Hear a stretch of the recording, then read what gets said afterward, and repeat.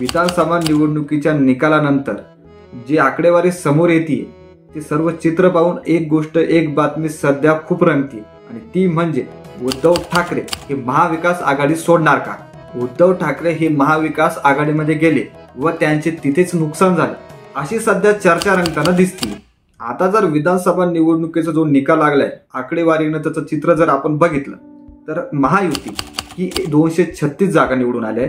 त्याच्यामध्ये जर आपण पाहिलं तर भाजप 132, एकनाथ शिंदे यांचा पक्ष 57 तर अजित पवार यांचा पक्ष 41 व इकडे अर्थातच महाविकास आघाडीचे चित्र जर पाहिले आकडेवारीनुसार तर महाविकास आघाडीचे टोटल 48 जागा निवडून आल्या। त्यापैकी काँग्रेसचे 18, उद्धव ठाकरे यांच्या 20 व तसेच शरद पवार यांच्या 10। आता हे चित्र जर पाहिलं तर महाविकास आघाडीचा दारुण पराभव झालेला आहे हे असं दिसतंय आणि याचे भरपूर कारण आहेत। आता जर कारण सांगायचं झाले तर भरपूर कारण आहेत। लोकसभा निवडणुकीमध्ये महाविकास आघाडीने बाजी मारली होती, परंतु पुढील 3 महिन्यानंतर बरोबर 3 ते 3.5 महिन्यानंतर विधानसभा निवडणूक झाली आणि तिथेच सर्व चित्र बदलताना आपल्याला दिसले। महाविकास आघाडी व महायुती यांच्यामध्ये आपण विधानसभा निवडणुकीमध्ये टक्कर पाहणार होतो, तिथेच महायुतीनं एकतर्फीच विजय मिळवला आणि याच निकालानंतर आता चर्चा रंगताना दिसते की उद्धव ठाकरे हे महाविकास आघाडी सोडणार, एकतर ते स्वयंबळावर लढणार किंवा अशी सुद्धा बातमी येते की ते भाजप सोबत जाणार। हो, अशी सुद्धा चर्चा समोर येताना दिसते की उद्धव ठाकरे हे भाजप सोबत परत जाणार। याचं कारण सांगायचं झालं तर भाजपचे वरिष्ठ नेते रावसाहेब दानवे हे म्हणाले होते की जर उद्धव ठाकरे भाजप सोबत असते तर आता मिळालेल्या विजयापेक्षा जास्त प्रमाणात विजय मिळाला असता, असे त्यांनी भाष्य केले होते। व तसेच उद्धव ठाकरे हे आमच्या सोबत असल्यास स्वागतच आहे असे विधान केले आहे चंद्रकांत दादांनी। तर नक्कीच उद्धव ठाकरे हे भाजप सोबत जाणार आहे असं चित्र दाखवण्यात येत आहे सध्या। वास्तविक पाहता हे सध्या तरी शक्य नाही। मान्य आहे की राजकारणात कधीही काही घडू शकतं, पण सध्या तरी हे घडू शकत नाही हे मात्र नक्की आहे।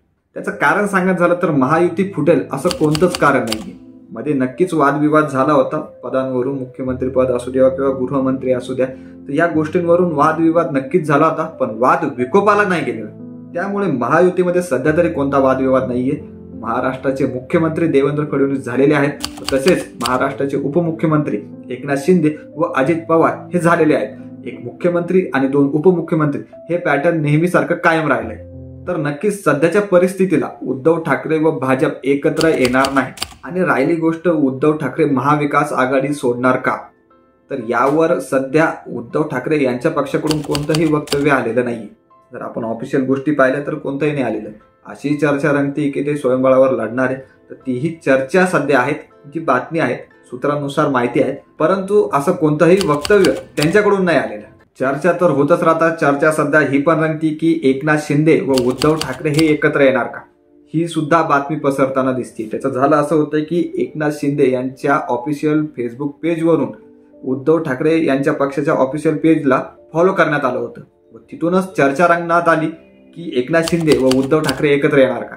तर चर्चा भरपूर गोष्टीची चालू आहे, तर भरपूर गोष्टी आहेत। हे मात्र नक्की आहे की महाराष्ट्राच्या राजकारणात पुढे भविष्यात भरपूर गोष्टी घडणार आहेत। तुम्हाला काय वाटतं, उद्धव ठाकरे महाविकास आघाडी सोडणार का, ते स्वयंबळावर लढणार का? कमेंट करून नक्की सांगा। व्हिडिओ आवडला असेल तर लाईक करा, शेअर करा, नेहमीप्रमाणे सबस्क्राईब करा। धन्यवाद।